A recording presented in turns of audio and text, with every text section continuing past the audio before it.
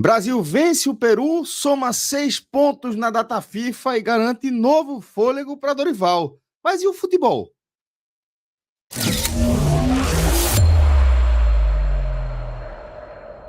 Olá, pessoal! Começando mais um Raio X aqui no Game Arena. Eu sou Celso Shigami, estou aqui com o mestre Cássio Zirpoli e com o Fred Figueroa.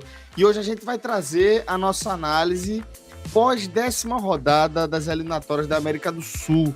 A primeira rodada aí do retorno, né? E também o segundo jogo, na segunda rodada desse giro aí da data FIFA.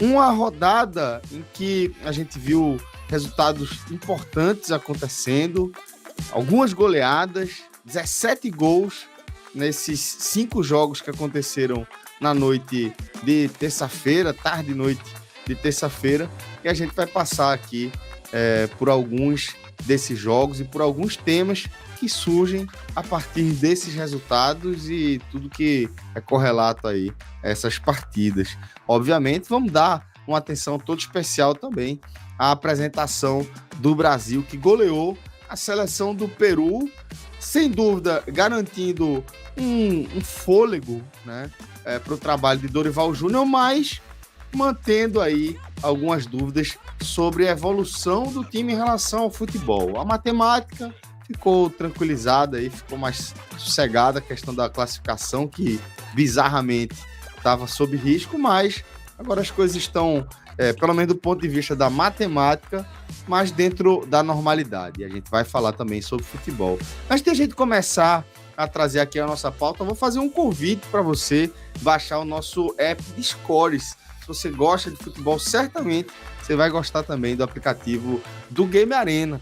Lá você vai encontrar tudo o que você precisa saber sobre o mundo dos esportes, inclusive o conteúdo que a gente produz aqui de forma exclusiva para o Game Arena, nossos vídeos, matérias, reportagens, também resultados aí em tempo real e estatísticas. Então basta você apontar a câmera do seu celular para um dos QR Codes aqui abaixo, dependendo de qual seja aí o seu sistema operacional, e você baixar gratuitamente o aplicativo de scores do Game Arena. Agora sim, a gente começa a tratar aqui a nossa pauta oficialmente falando dos resultados. Como a gente havia pontuado, uma terça-feira ali que dava para você acompanhar basicamente todos os jogos, 3 jogos inteiros, né? A gente viu aí, abrindo essa 10ª rodada no fim da tarde, a vitória da Colômbia por 4-0 sobre o Chile. Depois tivemos, já na faixa da noite ali, o Paraguai vencendo a Venezuela de virada por 2-1. O único 0-0 aconteceu entre Uruguai e Equador, tá? Que inclusive complica um pouco aí a situação do Uruguai, que está numa situação delicada em relação à gestão de grupo, né? Tivemos mais uma goleada da Argentina, a Argentina fazendo 6-0 sobre a Bolívia, que não contou com o El Alto dessa vez, e o Brasil vencendo o Peru por 4-0. Fred, o que é que te chama a atenção nesses 5 jogos aí que aconteceram ao longo dessa terça-feira, camarada, que fecham a 10ª rodada dessas eliminatórias? Celso, antes de mais nada, o que me saltou aos olhos foi isso aqui que está na tela, tá?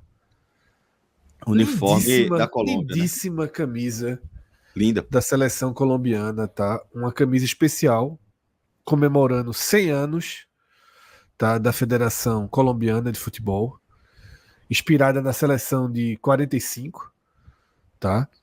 E assim, a gente tava até conversando aqui, né, Celso, antes de iniciarmos a gravação. Que camisa linda da Colômbia, tá? Quem gosta quem gosta de futebol para além do campo, quem gosta de colecionar camisas, de ter uma peça muito bonita da Adidas, tá?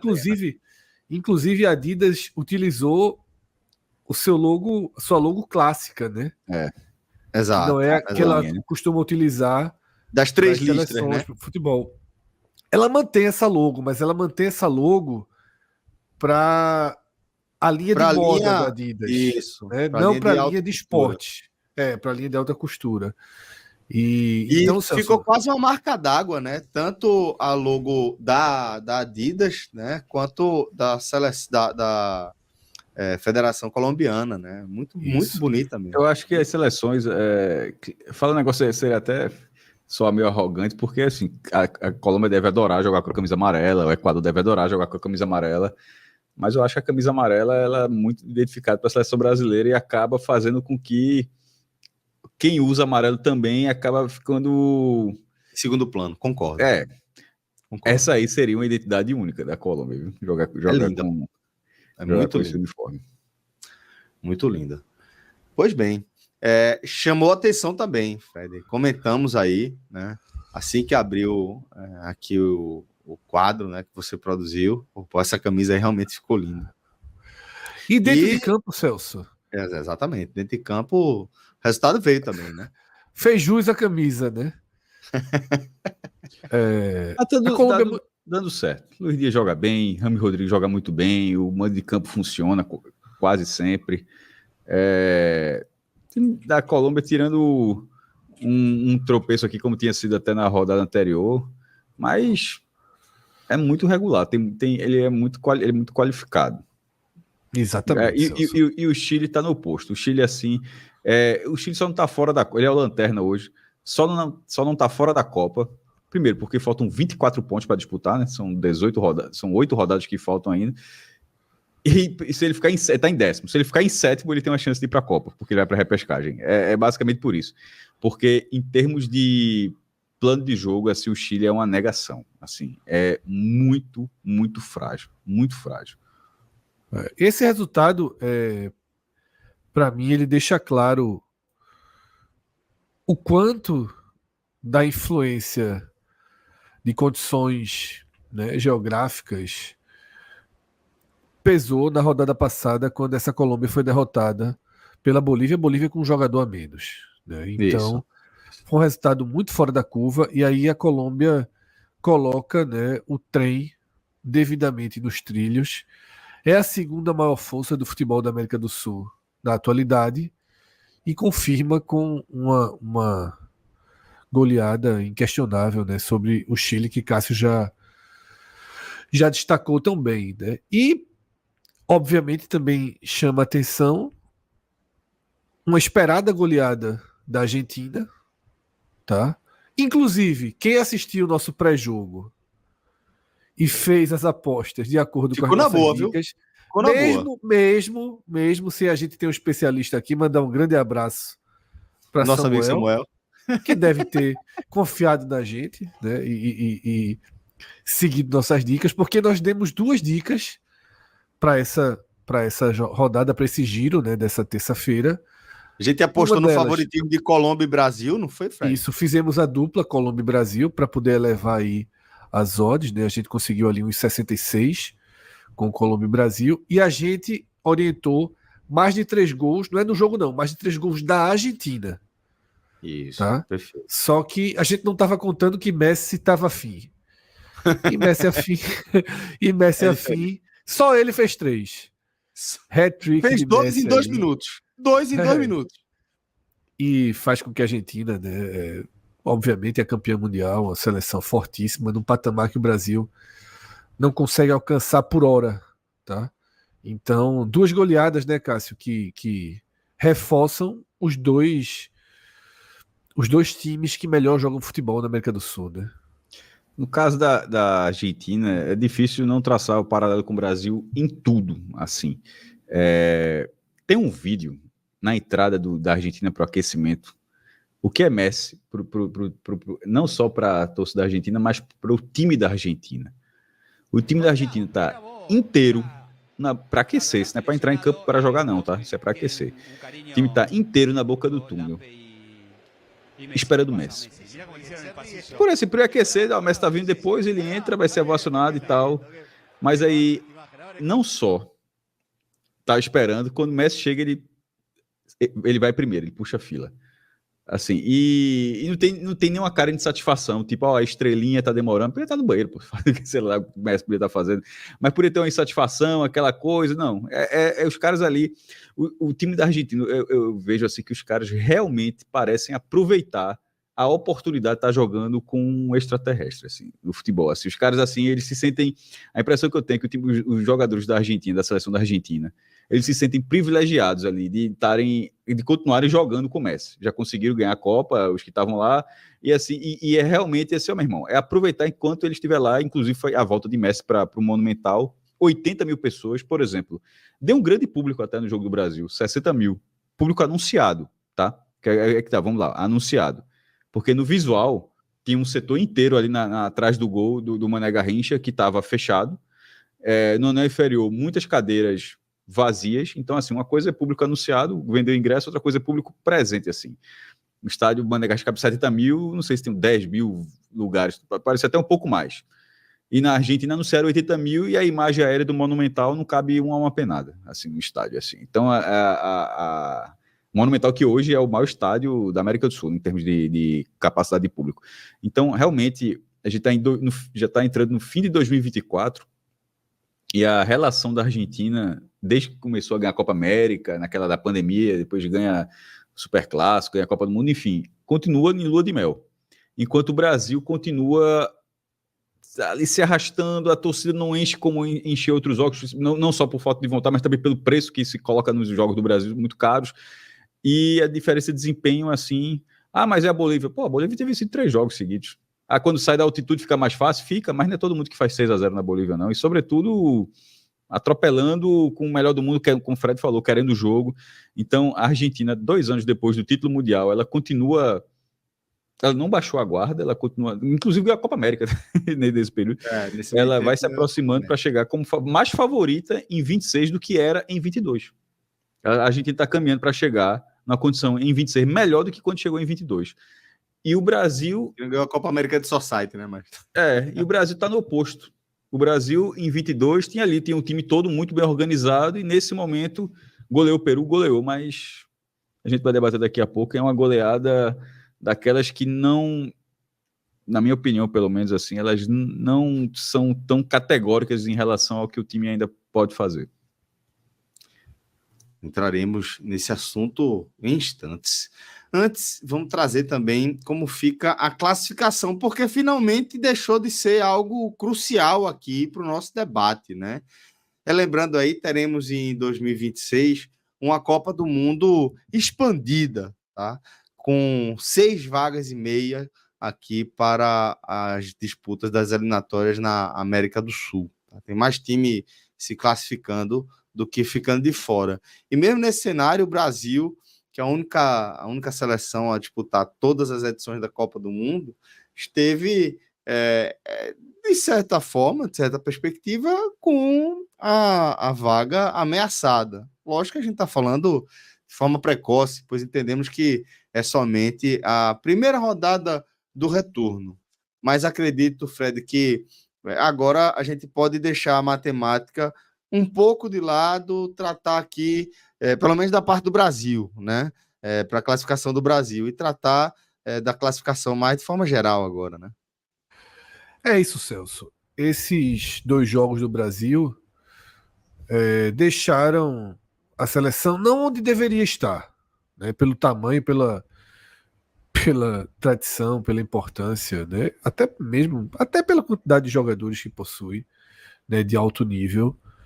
Mas pelo menos equalizam, né, qualquer questão relacionada a dúvidas sobre ir ou não para a Copa do Mundo dos Estados Unidos, México e Canadá com 48 seleções, tá?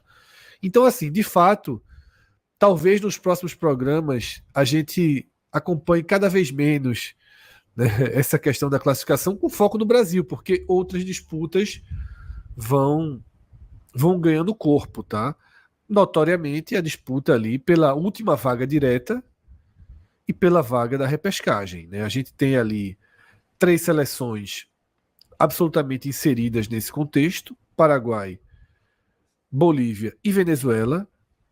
Nesse momento, o Equador, na fotografia, também está inserido nesse contexto, mas eu sempre destaco que o Equador perdeu 3 pontos, né? Já saiu nessas eliminatórias com um déficit de 3 pontos, então tem um nível de futebol muito mais próximo dos 4 de cima do que desse bloco. Então a gente deve ter, de forma quase que com certeza, Argentina, Colômbia, Uruguai, Brasil e Equador na Copa do Mundo. Então Paraguai, Bolívia e Venezuela disputam essa uma vaga e meia, e Peru e Chile vão ver nesses 8 jogos que restam, tá?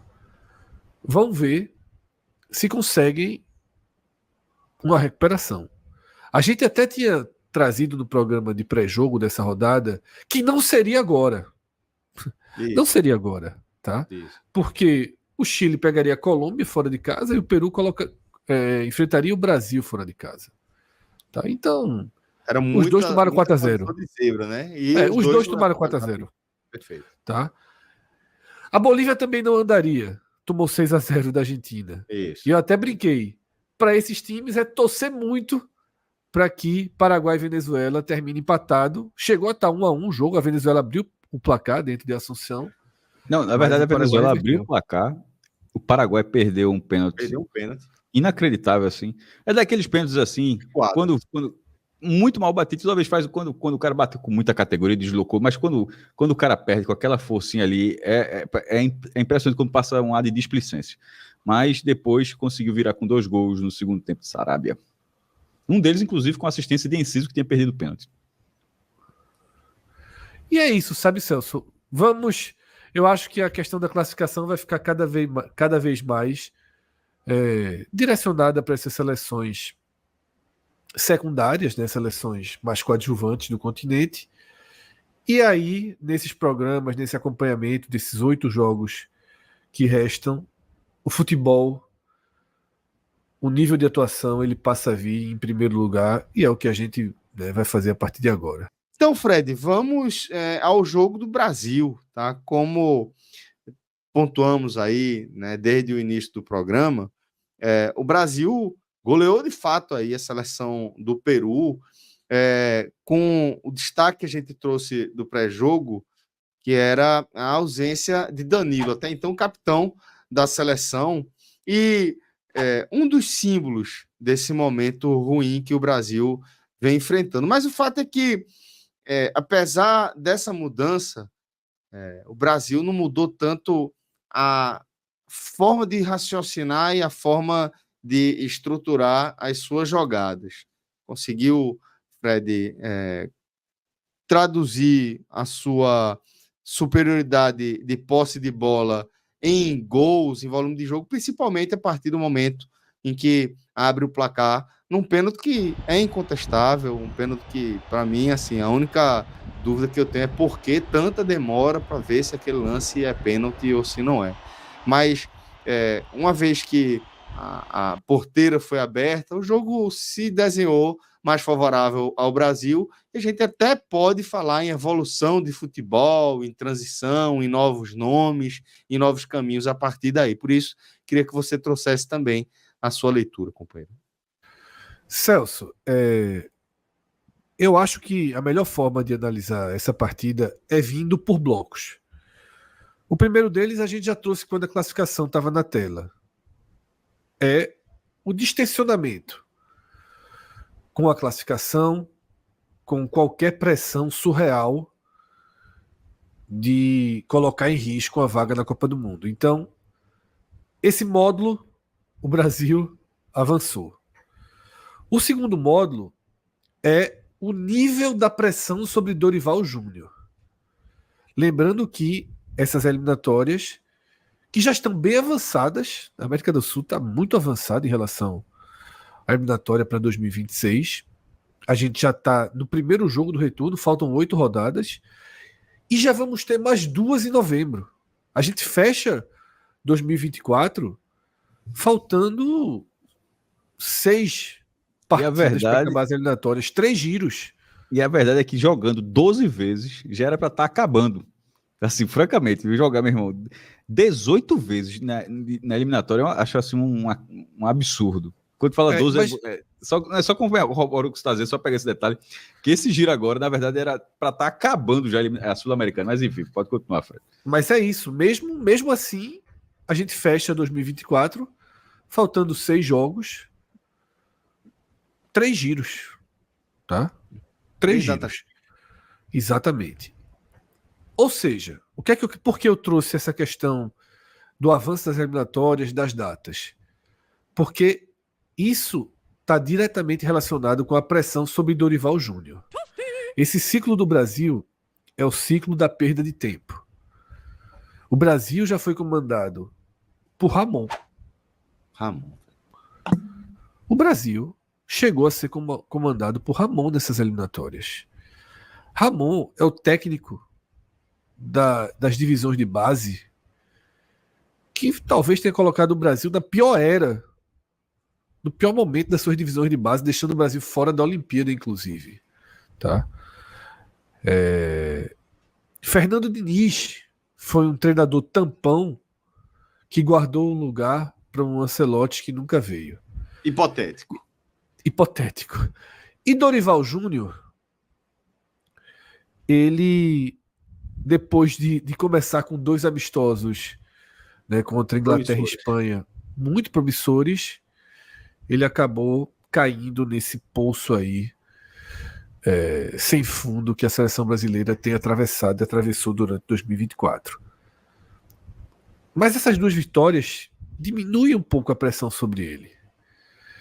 Exato. Eu realmente começava a ver, depois do giro anterior, né, que combinou com a derrota em Assunção, Paraguai, que Dorival Júnior poderia ser demitido a qualquer resultado negativo. E talvez possa, tá?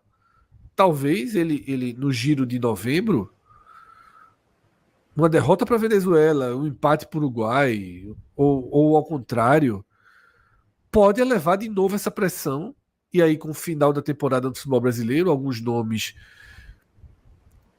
que cabem na seleção dentro do futebol brasileiro poderiam elevar essa pressão a ponto de Dorival cair. Mas pelo menos ele consegue uma paz para trabalhar, né, uma chance de vencendo a Venezuela e o Uruguai com autoridade, com futebol seguro, um bom futebol. Tá? Contra a Venezuela com bom futebol, contra o Uruguai pode ser com futebol seguro, eficiente. Ele vira o ano. E ao virar o ano, ele ganha uma proteção interessante, porque você virar o ano dentro desse ciclo, queira ou não, dá uma proteção maior, ganha tempo, tá, para o seu trabalho. Ponto. O que Dorival pode fazer com o tempo é o que me preocupa. Porque eu venho dizendo desses programas que a gente faz que minha única, não é maior não, é única esperança de ter o Brasil disputando o título em 2026, e por disputar o título, entenda, chegar na semifinal. Se o Brasil chegar na semifinal, o Brasil está 100% inserido na disputa pelo título da Copa do Mundo. A gente tem parado nas quartas de final já há algum tempo. Então, recolocar o Brasil numa semifinal em condições, tá, de disputar com a seleção europeia de alto porte ou com a própria Argentina, seja lá o caminho que a Copa desenhar. Só existe um ponto que me faz acreditar. E eu sempre repito isso, que é tempo para maturação desses jogadores que o Brasil tem do meio para frente, sobretudo, mas também ali nos volantes. E de certa forma, até para que seja uma maturação acelerada, né, Fred? Isso, acelerada, mas pode ser, Celso. Porque também não são garotinhos verdes que estão jogando ali, já estão na Europa, alguns dos maiores times da Europa. Rafinha hoje, que a gente vê na imagem, que fez 2 gols de pênalti, é um destaque do Barcelona, ou seja, ele já começa a mudar o patamar dele dentro do Barcelona. Vinícius Júnior já mudou seu patamar dentro do Real Madrid, precisa trazer isso para a seleção. Vinícius Júnior esteve fora desse ciclo. Rodrigo mudou o patamar dele dentro do Real Madrid na temporada passada, mas fez um ciclo péssimo nesses 2 jogos. Tá? Foi um coadjuvante assim. Rafinha chamou a responsabilidade. Rodrigo foi um coadjuvante nesses 2 jogos assim. Apagadíssimo. Impressionante quando assim. Muito peso da camisa 10, né? Mas parece que assim, Vinícius, é você, joga nada. Rodrigo, é você, joga nada. Parece que esse peso, né, quem carrega sente. Aí você tem Savinho chegando ao Manchester City, tá? E outros jogadores nessa condição. A gente tem ali dentro, né, dos volantes do futebol brasileiro que na Copa América, né, ficaram como os lords da Premier League. Esses caras precisam evoluir, precisam virar líder, precisam saber conduzir um time dentro de campo, tá? Porque nesse giro, Dorival começou a recorrer a algumas saídas que a gente debateu na Copa América. E parte do destaque desse giro são jogadores que atuam no futebol brasileiro. Porque Gerson me parece um cara com mais peso de liderança dentro de campo do que os lords da Premier League que jogam ao lado dele. Mas a tendência lógica do futebol é que isso se inverta com 1 ano, com 2 anos, tá? Porque eu não estou aqui dizendo que o futebol brasileiro é capaz de dar mais cancha, de dar mais peso, de dar mais liderança, de dar mais qualidade do que o futebol europeu de alto nível. Não seria minimamente razoável dizer isso, tá? E aí você tem o Luiz Henrique voltando para o futebol brasileiro e jogando tudo que está jogando, tá? E você vai abrir essa possibilidade de, se os maiores valores do futebol brasileiro que estão na Europa não começarem a maturar, a ter uma postura muito mais condizente com a camisa de uma seleção protagonista na Copa do Mundo, ainda que eles sejam jogadores de times que não são protagonistas, parte deles, tá? Se isso não acontecer, o espaço para quem se destaca no Flamengo, o espaço para quem se destaca no Palmeiras, o espaço para quem se destaca no Botafogo, nos grandes times do país, vai ter que vir. Foi Luiz Henrique, foi Igor nesse giro, foi Gerson, e podem ser outros daqui para frente. Tá? Você tem Rafael Veiga, você tem jogadores bem interessantes atuando no futebol brasileiro, ganhando jogos, ganhando Libertadores, sendo decisivo em jogos de altíssima pressão. Tá? Então, os olhos de Dorival começaram a se abrir, talvez na marra, na força, para esse lado, e é o que eu vejo de positivo. Eu achei a atuação muito mais próxima da normalidade do que do caos que a gente viu, né, contra o Equador, por exemplo. Não foi uma super atuação, mas foi mais dentro da normalidade. Eu não acho, não. A sua frase final talvez nem você ache. É porque estava tão abaixo do aceitável, do mínimo aceitável para a seleção brasileira, que aí veio esse resultado, a vitória mais folgada, a vitória construída ainda no primeiro tempo, e aí você acaba se apegando a isso. Mas eu acho que, tecnicamente, o Brasil tem volume de jogo. Assim, os números de Brasil e Peru são 18-13 finalizações, mas na hora que você vai para a finalização... Exatamente isso, cara. Faltou inspiração, mas postura ali na frente foi toda mais próxima da normalidade. Só 8 certas. A Argentina, para fazer o Brasil goleou por 4-0, a Argentina goleou por 6-0. A Argentina chegou 14 vezes na barra. Desculpa, finalizou 14 vezes, 10 na barra. Não vou nem falar do aproveitamento de 10,6 porque é do futebol, mas assim, a precisão, muitas vezes esse número ele é baixo, assim, o aproveitamento, é que você está tendo dificuldade para infiltrar, ou então, tecnicamente, o jogador não está numa boa partida. Então, assim, o Brasil teve volume de jogo, mas eu acho que nessa partida, aliado ao que a melhora do Brasil, também está ao péssimo desempenho do Peru. Assim, o Peru que jogou em Brasília nessa noite era marola para baixo na Série B, assim, horroroso. Assim, horroroso. Não, nenhum momento, tirando aquele gol impedido no qual o cara do VAR estava afim de trabalhar, estava afim de botar o sistema para trabalhar, porque ter que traçar a linha naquele lance ali foi muito curioso. E o árbitro tem que esperar até traçar a linha, viu? Mesmo na hora que ele traça a primeira linha, já fica assim, 3 metros na frente. Não, mas espera a segunda linha. A linha azul e a linha vermelha. Tirando aquilo ali, o Peru não fez nada, pô. Essa melhora do Brasil, eu acho que é simplesmente sair do caldeirão de pressão que o Brasil estava. A partida de hoje, ainda que na coletiva pode ter Dorival, os jogadores falando, não, isso aqui é a partir disso que o Brasil... Não, a partir do resultado tudo bem, a partir do futebol eu acho que não. Eu acho que não, até porque tem muitas coisas para mudar, tá? Assim, que você pode, que inclusive mudar para melhor, na verdade, quando chegar. Esse Brasil não contou com Vinícius Júnior, se espera bastante Ainda que Vinícius Júnior não tenha feito grandes apresentações na seleção, mas é muito mais fácil ele começar a fazer essas apresentações do que realmente nunca acontecer, porque o cara é muito talentoso e ele consegue fazer no Real Madrid. Então, a transferência daqui para a seleção brasileira me parece mais fácil do que simplesmente não acontecer aquilo. E até aquele papelzinho que está guardado no bolso ali, mas que vai voltar, que vai ser Neymar, que já começa a treinar e assim, é óbvio que está muito claro que ele tem espaço na seleção. Então, até que Vinícius Júnior não jogou porque estava suspenso, na verdade se machucou, né? E Neymar, que esse está se recuperando de uma lesão maior, até que isso aconteça,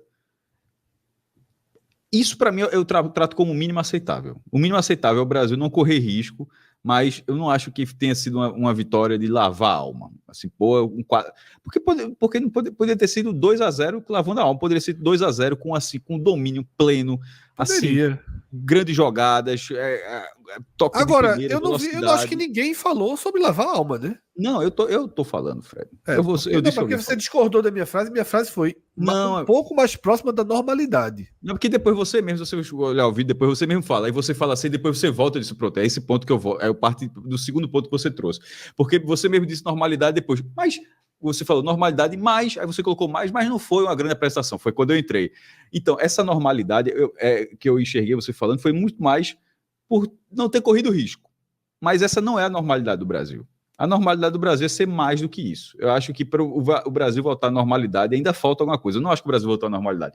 Eu acho que o Brasil desafogou a classificação e agora o próximo passo é voltar a uma normalidade de atuação, de consistência de atuação.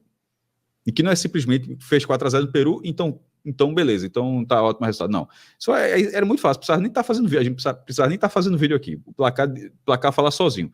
Mas dentro do jogo, da forma como cada um assistiu, o Brasil ainda tem, acho que tem um terreninho para caminhar para que volte à normalidade do que esse time é capaz, mesmo que se discuta tanto se a geração é ou não é capaz.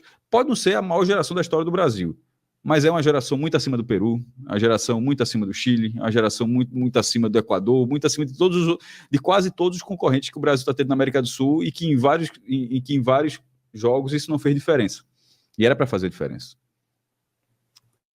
Eu acho que um dos debates que está apresentado aí para esse momento do Brasil, vou trazer ele também aqui para a pauta, é algo que Fred também pontuou, né, mais rapidamente, que o fato de, nesse giro, nessa data FIFA, jogadores que participam do Brasileirão, né, terem tido papel decisivo.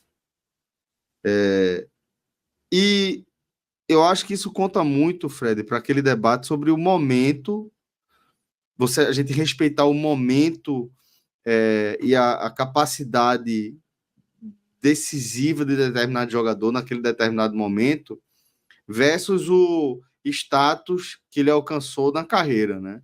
Isso é algo muito delicado de se trabalhar, porque ele permeia aquelas linhas invisíveis, né? Dos bastidores do futebol, da hierarquia, de quem está na frente de quem. Mas quando a gente vê uma seleção sem um parâmetro muito claro de qual caminho seguir, eu acho que apostar em jogadores que estão vivendo um grande momento, ainda que seja dentro do cenário do futebol brasileiro, não na Europa, me parece ser algo interessante. Mas, ao mesmo tempo, eu vejo que Dorival me parece ser um cara muito... tem me parecido ser um cara muito conservador nas suas decisões aí à frente da seleção brasileira, né? É um cara que tem muito receio de soltar o Brasil, mesmo jogando a eliminatória com um nível técnico significativamente mais baixo, né, que a América do Sul, principalmente nessa configuração atual. O Brasil defende ali num 4-4-2, com duas linhas de 4, com Rafinha fazendo um primeiro combate ali com Igor Jesus, mas ainda assim de forma muito distante, sem soltar muito time, com um bote não tão efetivo e com a saída um pouco lenta, né? Eu vejo que mesmo deixando Danilo no banco, Dorival manteve uma lógica de um lateral que dá muito mais suporte à defesa do que ao ataque. A gente não via Wanderson passando tanto, fazendo as ultrapassagens ali pela direita, como ele costumeiramente faz, como é sua principal característica. Então, eu vejo que Dorival precisa destravar um pouco esse receio. Eu espero até, Fred, que essa pontuação um pouco mais tranquila, essas 2 vitórias, dê a tranquilidade para ele dar esse passo. Porque se não der esse passo, vai ser difícil a gente ver o Brasil sair daqui, sabe? Essa insistência aí com essa mentalidade conservadora, muito preocupada em não ceder espaço, me deixa um pouco aflito, um pouco angustiado, porque simplesmente você não vê a evolução. Os times vêm, o Peru jogando aí com a linha de 5. Como é que você atravessa isso se você for muito conservador, bate ali 75% de posse de bola, mas você não vê tanta verticalidade? Então, acho que precisa dar esse próximo passo, é isso que eu estou esperando ver do trabalho do Dorival, sabe? Para o próximo giro, pelo menos. Celso, eu vejo como a soma de alguns fatores aí. Essa questão de Wanderson hoje foi bem didática, né? Porque o tanto que se esperava que a direita ganhasse vida com a saída de Danilo, o primeiro tempo de Wanderson foi um anticlímax absoluto, né? Ele foi um Danilo, jogando. Ele foi um Danilo, ele emulou o Danilo. Isso. Dorival. Ele que deu dicas a Wanderson. Então... Dorival faz isso para quê? Para convencer que é Danilo mesmo, tem que jogar, que é assim que o Brasil joga? Não me parece que faz sentido. Então, eu acho que essa questão de Wanderson na direita hoje, a forma que ele jogou o primeiro tempo e outros pontos que você falou de marcação, eles trazem um lado de Dorival, desse conservadorismo, que eu até definiria de outra forma. Tem o peso do conservadorismo, mas eu acho que Dorival estava muito preocupado consigo mesmo. O trabalho dele, concordo. Em poder ganhar esse tempo que eu estou dizendo, que é a virada do ano. A virada do ano é muito tempo, Celso. Parece pouca coisa, mas não é não. Eu estou falando aí de meio ano. Vá por mim. Se ele escapar de novembro, ele ganha pelo menos metade de uma temporada. Porque treinar a seleção tem esse paradoxo, né, Fred? Quanto mais... É muito, muito pouco tempo, são pouquíssimos jogos. Então, quanto mais tempo, cada giro que você ganha, ele soma muito para a manutenção do seu trabalho. Porque você deixa muito pouco tempo para que outra pessoa assuma e faça algo diferente, né? O grande problema dele é que a Copa América foi muito mais tempo do que costuma ser, e ele jogou fora. É como eu falei, o ciclo é um ciclo de perda de tempo. E esse é um ponto que para mim é chave. O outro é que o Brasil, esses jogadores habilidosos, interessantes, que a gente tem na frente, eles precisam também ter uma postura de maior precisão e maior poder de definição das jogadas. Tá? Isso. É o número que eu trouxe da partida. A Argentina chuta 14, 10 na barra. O Brasil chuta 18, 8 na barra. E assim... Isso não é esse jogo. Isso vem sendo dessa forma. E muitas vezes nem chuta. O que Luiz Henrique faz toda vez que entra tem que passar a ser um simbolismo. O Matheus, que entrou logo depois, já fez a mesma coisa. Já entrou, já puxou, já bateu de esquerda. É muito fácil fazer isso com 4-0 no placar. Tá? Agora, tem que ser feito com 0-0 no primeiro minuto de jogo. O Brasil tem que parar de procurar o tempo todo a jogada perfeita.